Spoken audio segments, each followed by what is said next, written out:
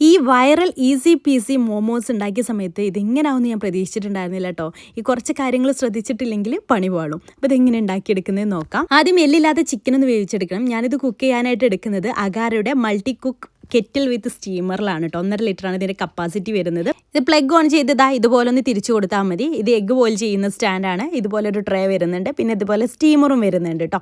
പിന്നെ ഞാൻ സ്വീറ്റ് കോണൊക്കെ ഇതുപോലെ ആവിയിൽ വേവിച്ചെടുക്കാനൊക്കെ അടിപൊളിയാണ്. നൂഡിൽസ് ഉണ്ടാക്കാൻ അടിപൊളിയാണ്. യാത്രയിലൊക്കെ നമുക്ക് കുട്ടികൾക്ക് കഞ്ഞി വെക്കാൻ അതിനൊക്കെ അടിപൊളിയാട്ടോ. പിന്നെ അതാ എഗ്ഗ് ബോയിൽ ചെയ്യാനും എല്ലാം അടിപൊളിയൊരു പ്രൊഡക്റ്റാണ്. ലിങ്ക് വേണ്ടവർ കമൻറ്റ് ചെയ്തോളൂ കേട്ടോ. അപ്പോൾ ചിക്കനിലേക്ക് ഞാൻ കുരുമുളകും ഉപ്പും ചേർത്തിട്ട് അതൊന്ന് വേവിക്കാനായിട്ട് വെച്ചിട്ടുണ്ട്. ഇപ്പോൾ അതാ ചിക്കനൊക്കെ നന്നായിട്ട് വെന്ത് വന്നിട്ടുണ്ട്. അത് മിക്സിയുടെ ജാറിലിട്ടിട്ട് ഇതുപോലെ ഒന്ന് ക്രഷ് ചെയ്ത് കൊണ്ടുവരാം. അതൊരു ബൗളിലേക്ക് ഇട്ട് കൊടുക്കാം. അതിലേക്ക് സ്പ്രിംഗ് ഒണിയൻ, സവാള പൊടിയായിട്ട് അരിഞ്ഞത്, അതുപോലെ മല്ലിയില, പച്ചമുളക്, ഇഞ്ചി വെളുത്തുള്ളി പേസ്റ്റ്, സോയാ സോസ് ചേർത്ത് നന്നായിട്ട് മിക്സ് ചെയ്തെടുക്കുക. എന്നിട്ട് ഉപ്പ് നോക്കിയിട്ട് ഉപ്പ് ചേർത്ത് കൊടുക്കാം. പിന്നെ സൺഫ്ലവർ ഓയിൽ ചേർത്ത് കൊടുക്കുക. എന്നിട്ട് നന്നായിട്ട് മിക്സ് ചെയ്തതിന് ശേഷം ഇതുപോലെ ബോൾസ് ആക്കി എടുക്കുക കേട്ടോ.